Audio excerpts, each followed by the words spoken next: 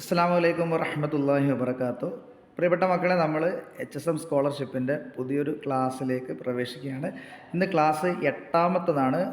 നിങ്ങൾക്ക് എല്ലാവരുടെയും കയ്യിൽ കിട്ടിയിട്ടുള്ള റമളാനും നോമ്പുകളും എന്ന പുസ്തകത്തെ അടിസ്ഥാനപ്പെടുത്തിയിട്ടുള്ള മൂന്നാമത്തെ ക്ലാസ്സാണ്. ആകെ നമ്മൾ നൽകുന്ന എട്ടാമത്തെ ക്ലാസ്സാണ്. അപ്പോൾ ഇതുവരെയുള്ള ക്ലാസ്സുകളൊക്കെ വളരെ വൃത്തിയായിട്ട് പഠിച്ചതിന് ശേഷം വേണം ഈ ക്ലാസ് കേൾക്കാൻ. അതുപോലെ തന്നെ നമ്മൾ എല്ലാ ദിവസവും 3 ദിവസം കൂടുമ്പോൾ നൽകുന്ന എക്സാമ്പിളൊക്കെ കൃത്യമായിട്ട് അറ്റൻഡ് ചെയ്ത് പോവുക. റിവിഷൻ കൃത്യമായിട്ട് നടത്തി കൊണ്ടുപോവുക. ഇൻഷാ അല്ലാഹ് ഈ സ്കോളർഷിപ്പ് നമുക്ക് അടിച്ചെടുക്കേണ്ടതുണ്ട്. അപ്പോൾ അതിനുവേണ്ട എല്ലാ ശ്രമവും നിങ്ങളെ ഉണ്ടാവണം. അപ്പോൾ സ്കൂൾ എക്സാമൊക്കെ അടുത്തുകൊണ്ടിരിക്കുന്ന സമയമാണ്. അപ്പോൾ പരമാവധി സമയം കണ്ടെത്താൻ ശ്രമിക്കുക. വെക്കേഷനിൽ മാക്സിമം പഠിക്കുക. ഇൻഷാ അല്ലാഹ് ഈ സ്കോളർഷിപ്പ് നിങ്ങൾക്കുള്ളതാണ്. ഒരിക്കലും ഇത് മിസ്സാക്കാതിരിക്കുക. കൃത്യമായിട്ട് ഫോളോ ചെയ്യുക. ഇൻഷാ അല്ലാഹ് നമ്മൾ ഇന്നത്തെ ക്ലാസ്സിലേക്ക് പോവാണ്. അപ്പോൾ റമളാനും നോമ്പുകളും എന്ന പുസ്തകത്തെ അടിസ്ഥാനപ്പെടുത്തിയിട്ടുള്ള മൂന്നാമത്തെ ക്ലാസ്സാണ്. അപ്പോൾ 2 ക്ലാസ്സുകളായിട്ട് നമ്മൾ 71 ചോദ്യങ്ങളാണ് പറഞ്ഞിട്ടുണ്ടായിരുന്നത്. അതിൻ്റെ ബാക്കിയാണ്. അപ്പോൾ ഈ ഒരു ക്ലാസ് കൂടെ കഴിയുമ്പോൾ നിങ്ങൾക്കുള്ളൊരു സന്തോഷം എന്താണെന്ന് വെച്ചാൽ നമ്മുടെ പുസ്തകത്തിൻ്റെ 1/3 നമ്മൾ കംപ്ലീറ്റ് ചെയ്യുന്നു എന്നുള്ളതാണ്. അപ്പോൾ ഏകദേശം 100 ചോദ്യം ആകുമ്പോഴേക്കും നമ്മൾ അതിൻ്റെ 1/3 കംപ്ലീറ്റ് ചെയ്യുമ്പോൾ ഏകദേശം ഒരു 300 ചോദ്യം മാത്രമായിരിക്കും നമുക്ക് ആ ഒരു പാഠപുസ്തകം പഠിക്കാനുണ്ടാവുള്ളൂ. ബാക്കി നമ്മൾ നേരത്തെ പഠിച്ച മദ്രസ പാഠപുസ്തകം, കുറച്ച് GK, പിന്നെ സമസ്യയുമായി ബന്ധപ്പെട്ട ചോദ്യങ്ങൾ മാത്രമാണ്. അപ്പോൾ കുറേ ആൾക്കാർ ഇങ്ങനെ സമസ്യയുമായി ബന്ധപ്പെട്ട ചോദ്യങ്ങൾ കിട്ടുന്നില്ലല്ലോ എന്നൊക്കെ ഇങ്ങനെ പേഴ്സണലായിട്ട് ചോദിക്കുന്നുണ്ട്. ആരും ഒരു ആശങ്കയും വേണ്ട.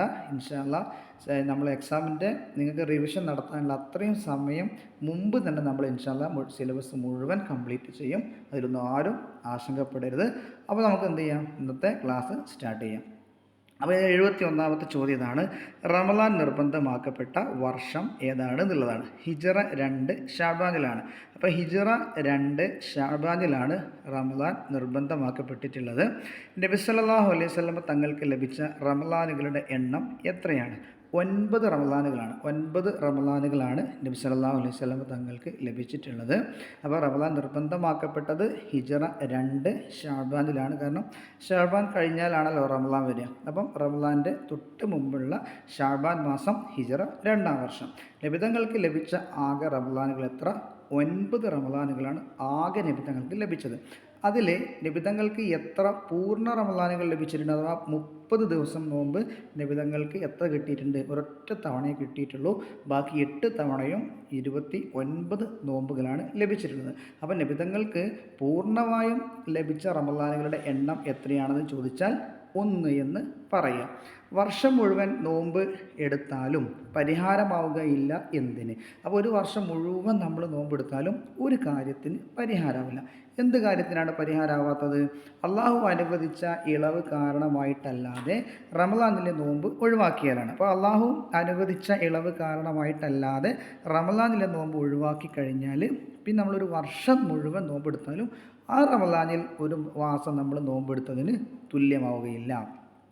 ഓക്കെ, ഇനി എവിടെ റമളാൻ ചെലവഴിച്ചാലാണ് 1,00,000 റമളാനിൻ്റെ പ്രതിഫലം ലഭിക്കുക? അപ്പം 1,00,000 റമളാൻ കഴിച്ചു കൂട്ടിയതിൻ്റെ പ്രതിഫലം നമുക്ക് ലഭിക്കും. എവിടെ റമളാൻ കഴിച്ചു കൂട്ടിയാലാണ്? മക്കയിൽ വെച്ചിട്ടാണ്. അപ്പോൾ അല്ലാഹു സുബ്ഹാനഹു വ തആല മക്കയിൽ വെച്ചിട്ടൊക്കെ റമളാൻ ചെലവഴിക്കാൻ നമുക്കൊക്കെ തൗഫീഖ് നൽകുമാറാവട്ടെ. നിങ്ങളൊക്കെ ദുആ ചെയ്യണം. അപ്പോൾ ആരുടെ ഉറക്കമാണ് ഇബാദത്ത്? നോമ്പുകാരൻ്റെ ഉറക്കമാണ് ഇബാദത്ത്. നൗമുസ്വാഇമി ഇബാദത്ത് എന്നുണ്ട് അല്ലേ?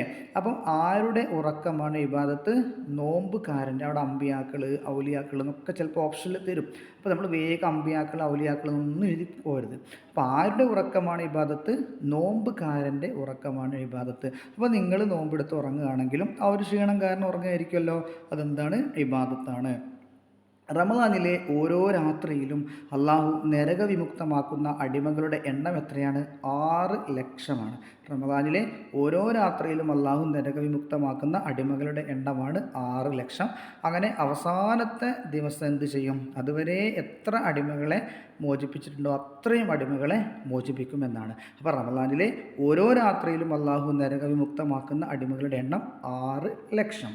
മറ്റു നാടുകളിലെ 1000 റമളാനുകളേക്കാൾ ശ്രേഷ്ഠമായ സ്ഥലം ഏതാണ്? അത് മദീനയാണ്. അപ്പോൾ നമ്മൾ പറഞ്ഞു 1,00,000. മറ്റു നാടുകളിലെ 1,00,000 റമദാനുകളേക്കാൾ ശ്രേഷ്ഠമായത് എവിടെയാണ്? മക്കയിലാണ്. മറ്റു നാടുകളിലെ 1000 റമദാനുകളേക്കാൾ ശ്രേഷ്ഠമായ സ്ഥലം ഏതാണ്? അത് മദീനയാണ്.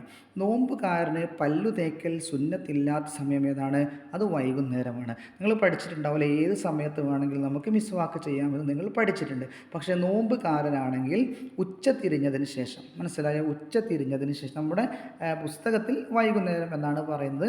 അപ്പോൾ ഉച്ചതിരിഞ്ഞതിന് ശേഷം അല്ലെങ്കിൽ വൈകുന്നേരം നോമ്പുകാരന് പല്ല് തേക്കൽ സുന്നത്തില്ല. ഉറങ്ങി എഴുന്നേറ്റതാണെങ്കിലും നോമ്പുകാരനാണെങ്കിൽ അവന് വൈകുന്നേരം പല്ല് തേക്കൽ സുന്നത്തില്ല. അപ്പോൾ നമ്മൾ നേരത്തെ പറഞ്ഞിട്ടുണ്ടല്ലോ, അള്ളാഹുവിന് കസ്തൂരിയുടെ വാസനയേക്കാൾ ഇഷ്ടമുള്ളതാണ് എന്ത്? നോമ്പുകാരൻ്റെ വായയുടെ ദുർഗന്ധം എന്ന് നമ്മൾ പറഞ്ഞിട്ടുണ്ട്. കാരണം അള്ളാഹുവിന് വേണ്ടി അന്നപാനീയങ്ങൾ വെടിഞ്ഞ് എല്ലാ പ്രയാസങ്ങളും സഹിച്ചിട്ടാണ് അവരെന്ത് ചെയ്യുന്നത്? അങ്ങനെ ഒരു ഗന്ധം അവൻ്റെ വായിൽ നിന്നുണ്ടാകുന്നത്. അപ്പോൾ അള്ളാഹുവിന് വേണ്ടി കഷ്ടപ്പെടുന്ന, അള്ളാഹുവിന് വേണ്ടി അന്നപാനീയങ്ങൾ വർജിക്കുന്ന ആ അടിമക്ക് അതിലൂടെ ഉണ്ടാകുന്ന ആ ഒരു ഗന്ധം അള്ളാഹുവിന് കസ്തൂരിയേക്കാൾ സുഗന്ധമുള്ളതാണ് എന്ന് നമ്മൾ പറയുകയുണ്ടായി. അപ്പോൾ നോമ്പുകാരൻ്റെ പല്ല് തേക്കൽ സുന്നത്തില്ലാത്ത സമയമാണ് വൈകുന്നേര സമയം. 2 ഹജ്ജ് ഉംറയുടെ പ്രതിഫലം കിട്ടുന്ന പുണ്യം എന്താണ്?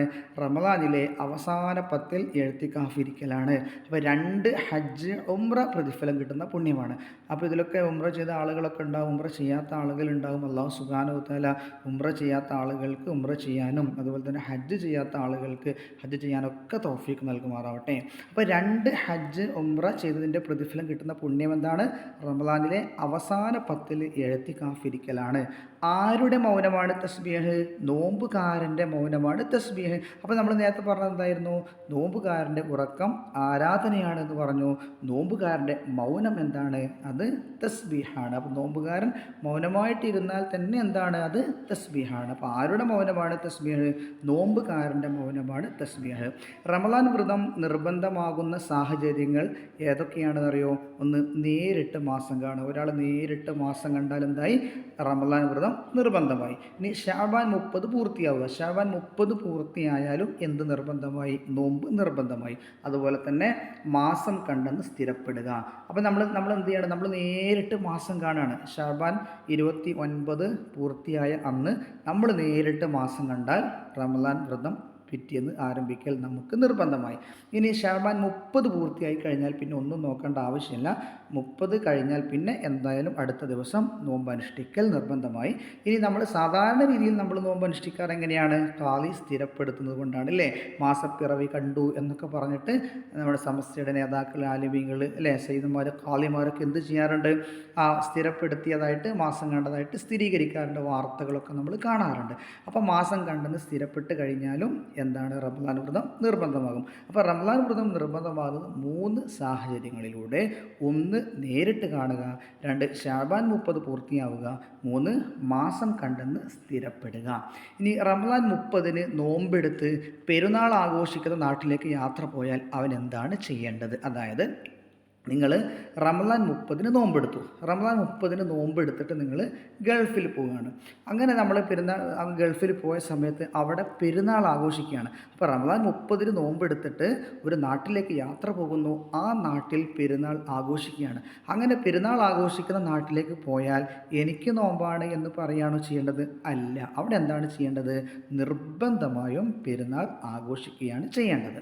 ഇനി നേരെ തിരിച്ചാണെങ്കിലോ, പെരുന്നാൾ ആഘോഷിക്കുന്ന നാട്ടിൽ നിന്ന്, അപ്പോൾ നമ്മൾ പെരുന്നാളിൻ്റെ അന്ന് ഗൾഫിലേക്ക് പോവാണ്. അപ്പോൾ പെരുന്നാൾ ആഘോഷിച്ചു കൊണ്ടിരിക്കുമ്പോഴാണ് നമ്മൾ ഗൾഫിലേക്ക് പോകുന്നത്. അങ്ങനെ നമ്മൾ പോയി അവിടെ എത്തിയ സമയത്ത് എന്താണ്? ആ നാട്ടിൽ അവിടെ നോമ്പ് അനുഷ്ഠിക്കുകയാണ്.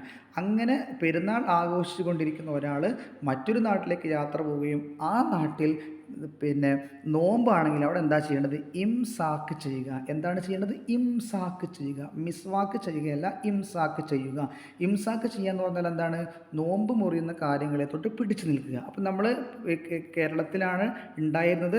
ഇവിടുന്ന് പെരുന്നാളിൻ്റെ ദിവസം ഗൾഫിലേക്ക് പോയി. അവിടെ അന്ന് നോമ്പാണ്. അവിടെ എത്തിയാൽ പിന്നെ നമ്മൾ എന്ത് ചെയ്യണം?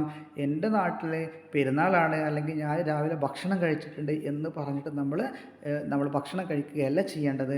നോമ്പുകാർ നോമ്പ് മുറിയുന്ന കാര്യങ്ങളെ തൊട്ട് പിടിച്ചു നിൽക്കുന്നത് പോലെ പിടിച്ചു നിൽക്കുക. അങ്ങനെ നോമ്പ് മുറിയുന്ന കാര്യങ്ങളെ തൊട്ട് പിടിച്ചു നിൽക്കുന്നതിനാണ് ഇംസാക്ക് എന്ന് പറയുക. അപ്പം പെരുന്നാൾ ആഘോഷിക്കുന്ന ഒരാൾ മറ്റൊരു നാട്ടിലേക്ക് യാത്ര പോകുന്നു. ആ നാട്ടിൽ നോമ്പാണെങ്കിൽ അയാൾ എന്ത് ചെയ്യണം? അവിടെ എത്തിയത് മുതൽ അവിടെയുള്ള ആളുകളെ പോലെ നോമ്പ് മുറിയുന്ന കാര്യങ്ങളെ തൊട്ട് പിടിച്ചു നിൽക്കുകയാണ് ചെയ്യേണ്ടത്. അതാണ് ഇംസാക്ക് ചെയ്യുക. ഇനി മാസപ്പിറവി കണ്ടാൽ ഓതൽ സുന്നത്തായ സൂറത്ത് ഏതാണ്? സൂറത്തുൽ മുൽക്കാണ് കേട്ടോ. സൂറത്തുൽ മുൽക്കാണ് മാസപ്പിറവി കണ്ടാൽ ഓതൽ സുന്നത്തായ സൂറത്ത്. അപ്പോൾ നിങ്ങൾ ശ്രദ്ധിക്കേണ്ടത്, റമദാൻ മാസപ്പിറവി കണ്ടാൽ മാത്രമല്ല ഈ സൂറത്ത് ഓതൽ സുന്നത്താവുക.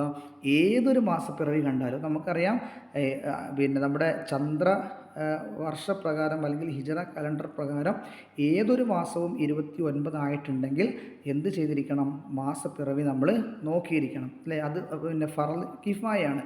അപ്പം 29 ആയിക്കഴിഞ്ഞാൽ നമ്മൾ ശഅബാന് 29 ആയാൽ നാളെ നോമ്പാണോ എന്ന് അറിയാൻ മാസപ്പിറവി നോക്കുന്നത് പോലെ തന്നെ ഏതൊരു മാസവും ഹിജറ കലണ്ടറിലെ ഏതൊരു മാസവും 29 ആയി കഴിഞ്ഞാൽ അടുത്ത ദിവസം 1 ആണോ 30 ആണോ എന്നറിയാൻ വേണ്ടി മാസപ്പിറവി നമ്മൾ നോക്കേണ്ടതുണ്ട്. അപ്പോൾ ഏത് മാസപ്പിറവി കണ്ടാലും ഓതൽ സുന്നത്തായ സൂറത്താണ് ഏത്?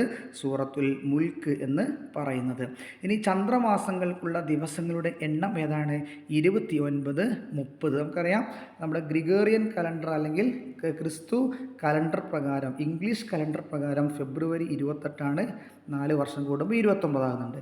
ചില മാസങ്ങൾ 30 ഉണ്ട്, ചില മാസങ്ങൾ 31 ഉണ്ട്. ഇങ്ങനെ പല എണ്ണം ദിവസങ്ങളാണ് ഒരു മാസത്തിൽ ഉണ്ടാവുക. എന്നാൽ ചന്ദ്രമാസങ്ങൾ അല്ലെങ്കിൽ ഹിജറ കലണ്ടർ പ്രകാരമുള്ള മാസങ്ങളിൽ ദിവസങ്ങളുടെ എണ്ണം എത്രയാണ്? ഒന്നുകിൽ 29 അല്ലെങ്കിൽ 30. 28 ആവില്ല, 31 ആവില്ല. ഓരോ ചന്ദ്രമാസവും 29 പൂർത്തിയായാൽ മാസപ്പിറവി നോക്കുന്നതിൻ്റെ വിധി എന്താണ്? ഫർള് കിഫായാണ് കേട്ടോ. ഓരോ ചന്ദ്രമാസവും 29 പൂർത്തിയായി. നമ്മൾ നേരത്തെ പറഞ്ഞല്ലോ, അതായത് റമദാൻ മാസപ്പിറവി അറിയാനും അതുപോലെ തന്നെ പെരുന്നാൾ അറിയാൻ വേണ്ടി, ശവ്വാൽ അറിയാൻ വേണ്ടി മാത്രമാണോ മാസം നോക്കുക? അല്ല. ഏതൊരു ചന്ദ്രമാസവും 29 പൂർത്തിയായാൽ മാസപ്പിറവി നോക്കുന്നതിൻ്റെ വിധി എന്താണ്? ഫറള് കിഫായയാണ്. ആ ഫറള് കിഫായ, സുന്നത്ത് കിഫായൊക്കെ നിങ്ങൾ പഠിച്ചിട്ടുണ്ട് അല്ലേ? ഫറള് കിഫായ എന്ന് പറഞ്ഞാൽ സാമൂഹ്യ ബാധ്യതയാണ്. ഒരു കൂട്ടം ആളുകൾക്ക് നിർബന്ധമാകുന്നതാണ്. ഒരാൾ ചെയ്താൽ എല്ലാവരുടെയും ബാധ്യത വീടുന്നതാണ്. അപ്പോൾ 29 ചന്ദ്രമാസം 29 പൂർത്തിയായാൽ മാസപ്പിറവി നോക്കുന്നതിൻ്റെ വിധി എന്താണ്? ഫറള് കിഫായ. എങ്ങനെയാണ് മാസപ്പിറവി കാണേണ്ടത്? നഗ്നനേത്രം കൊണ്ടാണ് അല്ലേ? ബൈനോക്കുലർ, സൂക്ഷ്മദർശിനി ഇങ്ങനെയുള്ള ഉപകരണങ്ങളിലൂടെ മാസപ്പിറവി നോക്കേണ്ടതില്ല. നഗ്നനേത്രം കൊണ്ടാണ് എന്ത് കാണേണ്ടത്? മാസപ്പിറവി കാണേണ്ടത്. മാസപ്പിറവി കാണേണ്ടത് എങ്ങനെയാണ്? നഗ്നനേത്രം കൊണ്ടാണ് മാസപ്പിറവി കാണേണ്ടത്. ഇനി റമദാൻ മാസപ്പിറവി കണ്ടതായി സാക്ഷി നിൽക്കേണ്ടത് എത്ര പേരാണ്? ഒരാളാണ്. റമദാൻ മാസപ്പിറവി കണ്ടതായിട്ട് സാക്ഷി നിൽക്കേണ്ടത് എത്ര പേരാണ്? ഒരാൾ സാക്ഷി നിന്നു. ഞാൻ മാസപ്പിറവി കണ്ടു എന്ന് ഒരാൾ സാക്ഷി നിന്ന് കഴിഞ്ഞാൽ ആ സാക്ഷിയുടെ അടിസ്ഥാനത്തിൽ കാളിക്ക് മാസം ഉറപ്പിക്കാവുന്നതാണ്. ഇനി മറ്റു മാസങ്ങൾക്ക് സാക്ഷി നിൽക്കേണ്ടത് എത്ര പേരാണ്? 2 പേരാണ്. അപ്പം നമ്മൾ പറഞ്ഞു, ചന്ദ്രമാസപ്രകാരമുള്ള ഹിജറ കലണ്ടർ പ്രകാരമുള്ള മുഹറം, സഫർ, റബിയുൽ അവൽ എന്ന് തുടങ്ങുന്ന ഓരോ മാസവും 29 ആയാൽ ഇത് 30 ഉണ്ടോ അല്ലെങ്കിൽ അടുത്ത മാസം ആയിട്ടുണ്ടോ എന്നറിയാൻ വേണ്ടി എല്ലാ മാസത്തിൻ്റെയും 29-ൻ്റെ അന്ന് മാസപ്പിറവി നോക്കണം. അത് ഫറള് കിഫായാണ് എന്ന് നമ്മൾ പറഞ്ഞു അല്ലേ? അപ്പോൾ ഈ റമദാൻ ഒഴിച്ച് ബാക്കിയുള്ള മാസങ്ങൾക്ക് സാക്ഷി നിൽക്കേണ്ടത് എത്ര പേരാണ്? 2 പേരാണ്. റമദാൻ ഒരാൾ, മറ്റുള്ള മാസങ്ങൾക്ക് 2 പേര്. ഈ സാക്ഷി നിൽക്കാൻ പറ്റുന്നവർ ആരാണ് സാക്ഷി നിൽക്കാൻ പറ്റുന്നത്? ഫാസിഖ് ആണെന്ന് അറിയപ്പെടാത്ത, സന്മാർഗിയാണെന്ന് ബാഹ്യമായി തോന്നുന്ന പ്രായപൂർത്തിയെത്തിയ ഒരു മുസ്ലിം പുരുഷനാണ് സാക്ഷി നിൽക്കേണ്ടത്. മനസ്സിലായില്ല തോന്നില്ലേ കുട്ടികൾക്ക്? ഞാൻ പറഞ്ഞുതരാം. അതായത് ഫാസിഖ് ആണെന്ന് അറിയപ്പെടാത്ത, ഫാസിഖ് ആരാന്ന് നമ്മൾ പറയും. ഇപ്പോൾ നമുക്ക് മൊത്തത്തിൽ ദുർമാർഗി എന്ന് പറയാം. മനസ്സിലായോ? ഫാസിഖ് ആരാണെന്ന് നമ്മൾ വിശദീകരിക്കാൻ പോകുന്നുണ്ട്. ഇപ്പോൾ നിങ്ങളതിൻ്റെ വാക്കർത്ഥം ഒരു ദുർമാർഗി, തിന്മ ചെയ്യുന്നവൻ, നിരന്തരമായിട്ട് പാപം ചെയ്യുന്നവൻ എന്നൊക്കെ മനസ്സിലാക്കിയാൽ മതി. അപ്പോൾ ദുർമാർഗി. അപ്പോൾ ഫാസിഖ് ആണെന്ന് അറിയപ്പെടാത്ത, അയാളൊരു ദുർമാർഗിയാണ്, അയാൾ സ്ഥിരമായിട്ട് തിന്മ ചെയ്യുന്നവനാണ് അല്ലേ, അയാൾ വളരെ മോശമായ ആളാണ് എന്ന് അറിയപ്പെടാത്ത, സന്മാർഗിയാണെന്ന് ബാഹ്യമായി തോന്നുന്നത്, ഇത് വളരെ മോശമാണ് എന്ന് ആളുകൾക്ക് അഭിപ്രായമൊന്നുമില്ല, കുഴപ്പമില്ല, നല്ലൊരാളാണ് അല്ലേ, മോശമില്ലാത്ത ഒരാളാണ്. അപ്പോൾ സന്മാർഗിയാണെന്ന് ബാഹ്യമായി തോന്നുന്ന പ്രായപൂർത്തിയെത്തിയ മുസ്ലിം പുരുഷനാണ് സാക്ഷി നിൽക്കേണ്ടത്. അപ്പോൾ ഫാസിഖ് ആവാൻ പാടില്ല, സന്മാർഗിയായിരിക്കണം, പ്രായപൂർത്തിയെത്തിയ മുസ്ലിം പുരുഷനായിരിക്കണം എന്ത് ചെയ്യേണ്ടത്? സാക്ഷി നിൽക്കേണ്ടത്. അപ്പോൾ നമുക്ക് അടുത്ത ചോദ്യം നോക്കാം. വൻദോഷം ചെയ്യുകയോ, അല്ലേ? സബ്ഉൽ മൂബിഖാത്ത്, 7 വൻദോഷങ്ങൾ എന്ന് പറഞ്ഞിട്ട് നിങ്ങൾ പഠിച്ചിട്ടുണ്ട്, അല്ലേ? വലിയ വൻദോഷങ്ങൾ. അപ്പോൾ വൻദോഷങ്ങൾ ചെയ്യുകയോ ചെറുദോഷങ്ങൾ പതിവാക്കിയതിനോട് കൂടി സൽക്കർമ്മങ്ങൾ ദോഷങ്ങളുടെ എണ്ണത്തേക്കാൾ കൂടുതൽ ആവാതിരിക്കുകയോ ചെയ്താലാണ് ഫാസിക്ക്. മനസ്സിലായിട്ടുണ്ടാവും, അല്ലേ? ഞാൻ പറഞ്ഞുതരാം. അതായത് വൻദോഷങ്ങൾ 7 വൻദോഷങ്ങളാണുള്ളത്. ഈ 7 വൻദോഷങ്ങളിൽപ്പെട്ട ഒരു ദോഷം ചെയ്താൽ അയാളെ നമ്മൾ ഫാസിക്ക് എന്ന് പറയാം. അയാൾ സാക്ഷി നിൽക്കാൻ പാടില്ല. അപ്പോൾ വൻദോഷങ്ങൾ ചെയ്യുകയോ, ഇനി വൻദോഷങ്ങൾ ചെയ്തിട്ടില്ല, ചെറുദോഷങ്ങൾ സ്ഥിരമായി ചെയ്യാറുണ്ട്. ചെറുദോഷങ്ങൾ, അല്ലേ? വൻദോഷങ്ങളല്ലാത്ത മറ്റ് ഹറാമായിട്ടുള്ള കാര്യങ്ങൾ, ചെറുദോഷങ്ങൾ, ഈബത്ത് പറയുക, നമീമത്ത് പറയുക, മോഷ്ടിക്കുക, മദ്യപിക്കുക, ഇങ്ങനെ പല തരത്തിലുള്ള ദോഷങ്ങളും എന്ത് ചെയ്യാറുണ്ട്? അയാൾ പതിവായിട്ട് ചെയ്യാറുണ്ട്. അപ്പോൾ ചെറുദോഷങ്ങൾ പതിവാക്കുന്നതിനോട് കൂടി സൽക്കർമ്മങ്ങൾ ദോഷങ്ങളുടെ എണ്ണത്തേക്കാൾ കൂടുതലാവാതിരിക്കുക. അപ്പം അയാൾ എന്ത് ചെയ്യാറുണ്ട്? ചെറുദോഷങ്ങൾ പതിവായി ചെയ്യാറുമുണ്ട്. അയാളുടെ തിന്മകളാണ് നന്മകളേക്കാൾ കൂടുതൽ. മനസ്സിലായോ? അതായത് നന്മ ചെയ്യുന്നതിനേക്കാൾ തിന്മകളാണ്. ഫറളും സുന്നത്തുമായ കാര്യങ്ങൾ ചെയ്യുന്നതിനേക്കാൾ ഹറാമായ കാര്യങ്ങളൊക്കെ ചെയ്ത ആളെയാണ് ഫാസിക്ക് എന്ന് പറയുക. അപ്പോൾ മക്കളോട് ചോദിക്കും, എന്താണ് ചോദിക്കും? ഇതേപോലെ ചോദിക്കും, എന്താണ്? വൻദോഷങ്ങൾ ചെയ്യുകയോ ചെറുദോഷങ്ങൾ പതിവാക്കിയതിനോട് കൂടി സൽക്കർമ്മങ്ങൾ ദോഷങ്ങളുടെ എണ്ണത്തേക്കാൾ കൂടുതൽ ആവാതിരിക്കുകയോ ചെയ്ത ആളാരാണ്? ഫാസിക്ക് എന്ന് പറയണം. അതായത് മനസ്സിലായ, ഒന്നുകിൽ വൻദോഷം ചെയ്യുക, അല്ലെങ്കിൽ ചെറുദോഷങ്ങൾ സ്ഥിരമായിട്ട് ചെയ്തിട്ട് നന്മകളേക്കാൾ തിന്മകളാണ് ഒരാൾക്കുള്ളത്. മനസ്സിലായോ? ഒരാളുടെ നന്മകളേക്കാൾ കൂടുതൽ തിന്മകളാണ്, അതോടൊപ്പം സ്ഥിരമായിട്ട് അയാൾ ചെറുദോഷങ്ങൾ ചെയ്തുകൊണ്ടിരിക്കുന്നുണ്ട്. ഒന്നുകിൽ അങ്ങനെയുള്ള ആൾ, അല്ലെങ്കിൽ 7 വൻദോഷങ്ങളിൽപ്പെട്ട ദോഷം ചെയ്ത ആൾ. ഇവരെയാണ് ഫാസിക്ക് എന്ന് പറയുക. ആ ഫാസിക്കായ ആൾ എന്ത് ചെയ്യാൻ പാടില്ല? സാക്ഷി നിൽക്കാൻ പാടില്ല. അയാളുടെ സാക്ഷി സ്വീകരിക്കപ്പെടില്ല. ഇനി അടുത്ത് എന്താണ്? സാക്ഷി നിൽക്കാൻ പറ്റാത്തവർ ആരാണ്? അപ്പം നമ്മൾ പറഞ്ഞു, എന്താണ്? ബാഹ്യമായിട്ട് ഫാസിക്ക് എന്നറിയപ്പെടാത്ത, അല്ലേ, സന്മാർഗിയാണെന്ന് ബാഹ്യമായിട്ട് അറിയപ്പെടുന്ന, അല്ലേ, പ്രായപൂർത്തിയെത്തിയ മുസ്ലിം പുരുഷൻ എന്ന് നമ്മൾ പറഞ്ഞു. സാക്ഷി നിൽക്കാൻ പറ്റിയ ആൾ, അല്ലേ? മാസം കണ്ടു എന്ന് സാക്ഷി നിൽക്കാൻ പറ്റിയ ആൾ. അപ്പോൾ നോക്കാം, സാക്ഷി നിൽക്കാൻ പറ്റാത്തവർ ആരാണ്? അമുസ്ലിമായിട്ടുള്ള ആൾ മാസപ്പിറവിയുടെ സാക്ഷിയായിട്ട് സ്വീകരിക്കാൻ പറ്റില്ല. ഫാസിക്ക് നമ്മളിപ്പോൾ പറഞ്ഞല്ലോ, അല്ലേ? ഒന്നുകിൽ വൻദോഷം ചെയ്ത ആൾ, അല്ലെങ്കിൽ ചെറുദോഷങ്ങൾ പതിവാക്കുകയും നന്മകളേക്കാൾ തിന്മകൾ ഉള്ള ആളാവുകയും ചെയ്ത ഫാസിക്ക്. സ്ത്രീ, കുട്ടി, ഇവരൊന്നും സാക്ഷി നിൽക്കാൻ പറ്റിയ ആളുകളല്ല. മാസപ്പിറവിയുടെ സാക്ഷികൾ പറയേണ്ടത് ആരുടെ മുമ്പാകെയാണ്? അപ്പോൾ ഒരാൾ മാസപ്പിറവി കണ്ടു, നിങ്ങൾ ആരെങ്കിലും ഒരാൾ മാസപ്പിറവി കണ്ടു എന്ന് എവിടെയാണ് പറയേണ്ടത്? അത് കാളിയുടെ മുമ്പാകെയാണ് പറയേണ്ടത്. ഒരാൾ മാസപ്പിറവി കണ്ടാൽ അയാളത് പറയേണ്ടത് കാളിയുടെ മുമ്പാകെയാണ് പറയേണ്ടത്. കാളി മാസപ്പിറവി സ്ഥിരപ്പെടുത്തുന്നത് എവിടെ വെച്ചായിരിക്കണം? അധികാരപരിധിയിൽപ്പെട്ട മഹലിൽ വെച്ചായിരിക്കണം. അപ്പം നിങ്ങൾക്കറിയാലോ, നിങ്ങളുടെ എല്ലാ മഹലിൽ കാളിമാരുണ്ടല്ലേ? അതുപോലെ തന്നെ നമ്മുടെ ജില്ലാ കാളിമാർ, അങ്ങനെ ഒരുപാട് മഹല്ലുകളുടെ കാളിമാരായിട്ടുള്ള നമ്മുടെ സമസ്തയുടെ ആലിമീങ്ങൾ, അല്ലെ, പാണക്കാട് സയ്യിദന്മാർ, ഇവരൊക്കെ ഒരുപാട് മഹല്ലുകളുടെയും പല ജില്ലകളുടെയും കാളിമാരാണ്. അപ്പോൾ ഒരു കാളി മാസപ്പിറവി സ്ഥിരപ്പെടുത്തേണ്ടത് എവിടെ വെച്ചാണെന്ന് അറിയോ?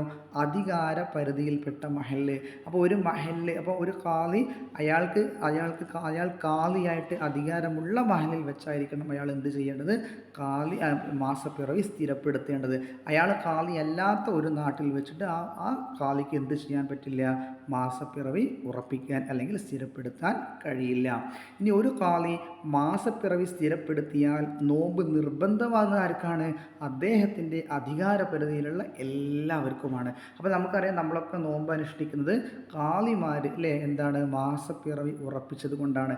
അപ്പോൾ ഒരു കാളി മാസപ്പിറവി സാക്ഷിയുടെ അടിസ്ഥാനത്തിൽ മാസപ്പിറവി ഉറപ്പിച്ചാൽ പിന്നെ ഞാൻ നോമ്പ് നോൽക്കില്ല എന്ന് പറയാൻ പാടുണ്ടോ? ഇല്ല. അപ്പോൾ ഒരു കാളിയുടെ അധികാരപരിധിയിൽപ്പെട്ട സ്ഥലത്തുള്ള എല്ലാവരും ആ കാളി മാസം ഉറപ്പിച്ചു കഴിഞ്ഞാൽ, മാസപ്പിറവി സ്ഥിരപ്പെടുത്തി കഴിഞ്ഞാൽ നോമ്പ് അനുഷ്ഠിച്ചിരിക്കണം. ഇനി പെരുന്നാളിൻ്റെതാണെങ്കിൽ പെരുന്നാൾ ആഘോഷിച്ചിരിക്കണം. ഇനി ഇഹപര മോക്ഷത്തിൻ്റെ മാധ്യമമായിട്ട് ഖുർആൻ വിശേഷിപ്പിച്ചത് എന്താണ്? നോമ്പാണ്. ഇഹപര മോക്ഷത്തിൻ്റെ മാധ്യമമായിട്ട് ഖുർആൻ വിശേഷിപ്പിച്ചത് എന്താണ്? നോമ്പാണ്. എത്ര വയസ്സ് വയസ്സാകുമ്പോഴാണ് കുട്ടികളോട് നോമ്പ് പിടിക്കാൻ കൽപ്പിക്കൽ രക്ഷിതാക്കൾക്ക് നിർബന്ധമാകുന്നത്? 7 വയസ്സാണ്. നിങ്ങൾ നിസ്കാരത്തെക്കുറിച്ച് പഠിച്ചിട്ടുണ്ട്. നിസ്കരിക്കാൻ വേണ്ടി കൽപ്പിക്കേണ്ടത് രക്ഷിതാക്കൾക്ക് നിർബന്ധമാണ്. കുട്ടിക്ക് എത്ര വയസ്സാകുമ്പോൾ? 7 വയസ്സാകുമ്പോൾ നിർബന്ധമാണത്. രക്ഷിതാവിൻ്റെ മേൽ നിർബന്ധമായ ബാധ്യതയാണ് ഒരു കുട്ടിക്ക് 7 വയസ്സാകുമ്പോൾ നിസ്കാരം കൊണ്ട് കൽപ്പിക്കൽ. അപ്പം അത് നിസ്കാരത്തിൻ്റെ അതേപോലെ തന്നെയാണ് നോമ്പ് എന്ന് മാത്രമല്ല, നിസ്കാരം എന്ന് മാത്രമല്ല, എല്ലാ ഫറളായ കാര്യങ്ങളും 7 വയസ്സായി കഴിഞ്ഞാൽ കുട്ടിയോട് കൽപ്പിക്കണം.